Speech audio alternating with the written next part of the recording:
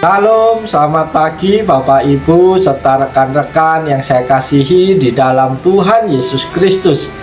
Dengan penuh sukacita di dalam Tuhan, kembali pada pagi hari ini saya menyapa menjumpai Bapak Ibu Saudara semua melalui program Motivasi Pagi. Firman Tuhan pada saat ini terambil di dalam Efesus pasal 2 ayat yang ke-10 yang berbunyi demikian.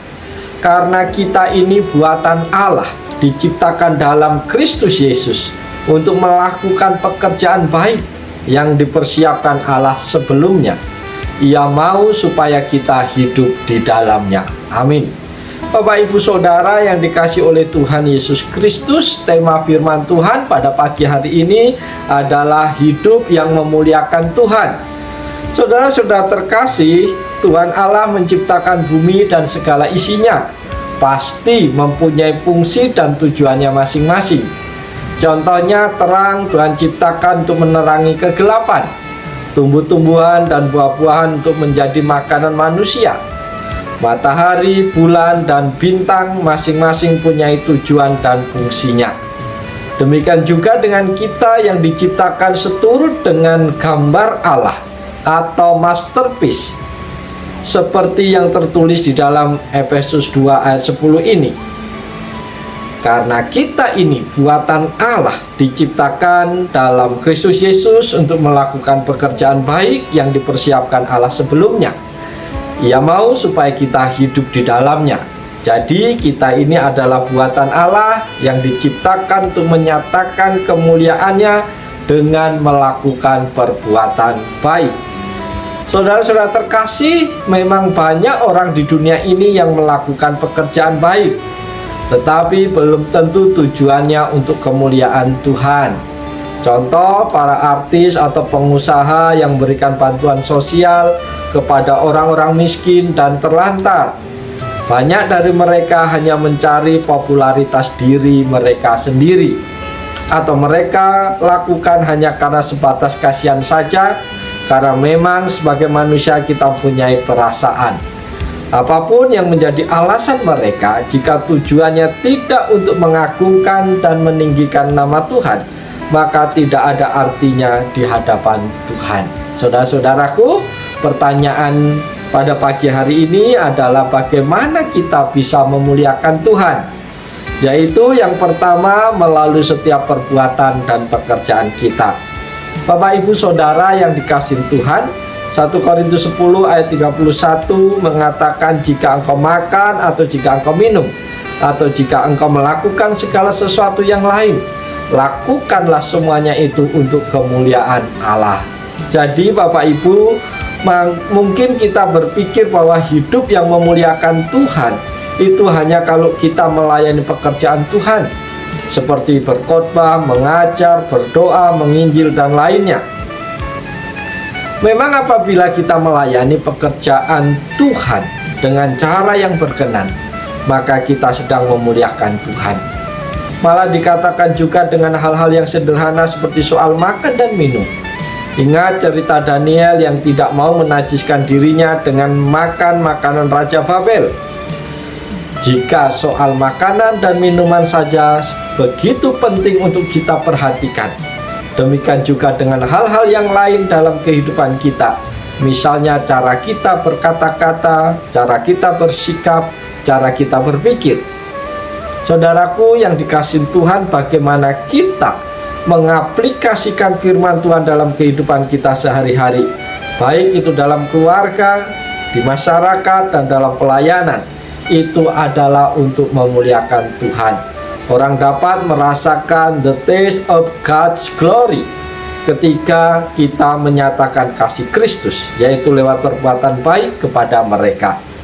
Bapak Ibu Saudara yang diberkati Tuhan, orang Farisi dan para ahli Taurat sering mendapat teguran dari Tuhan Yesus karena apa yang mereka lakukan itu, yaitu berdoa, berpuasa, memberi semata-mata untuk mencari perhatian orang. Tuhan Yesus katakan bahwa mereka tidak beroleh upah dari Bapa yang di surga. Jadi kuncinya, jika apapun yang kita lakukan, semuanya itu haruslah untuk kemuliaan Tuhan. Bagaimana jika Ada yang memuji kita. Sekalipun orang memuji kita, tetaplah rendah hati dan katakan bahwa kemuliaan hanya bagi Tuhan.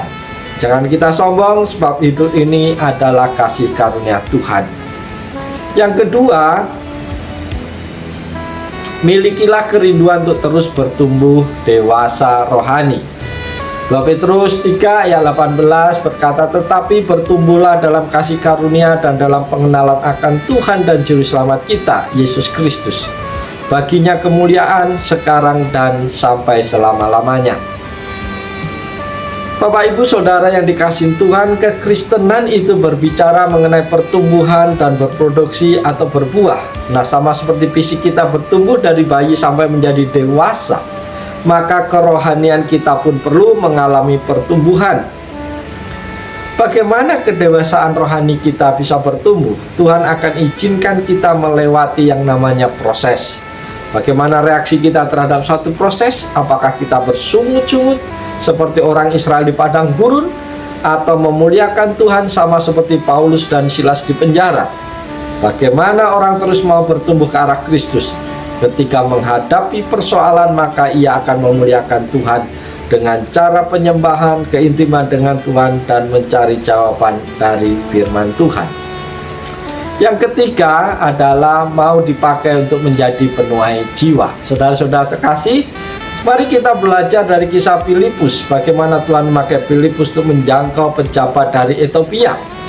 Di dalam Kisah Para Rasul 8 ayat 26-38. Ada dua nama Filipus dalam Alkitab. Yang pertama adalah murid Yesus, dan yang kedua yaitu salah satu dari 7 orang pilihan untuk mengurus jemaat. Nah, yang kita bahas adalah Filipus di antara 7 orang pilihan. Bagaimana hidup Filipus sehingga dia dipakai untuk menuai jiwa bagi Tuhan. Saudara-saudara, Filipus adalah seorang yang hidupnya memuliakan Tuhan. Filipus taat kepada perintah Tuhan, tidak pernah menunda perkataan Tuhan. Filipus membiarkan seluruh hidupnya diatur oleh Roh Kudus. Filipus fokus kepada apa yang Alkitab katakan tentang Yesus. Kisah Filipus ini sangat luar biasa. Kita pun dapat seperti Filipus. Jika hidup kita dipimpin oleh Tuhan, maka Ia dapat mempertemukan kita dengan jiwa-jiwa yang siap dituai untuk kemuliaan Tuhan. Saudara-saudara terkasih, pagi hari ini kita sudah mendengar firman Tuhan. Doa dan harapan saya, biarlah setiap firman Tuhan itu termeterai dalam kehidupan kita. Terlebih lagi kita boleh menjadi pelaku-pelaku firman Tuhan.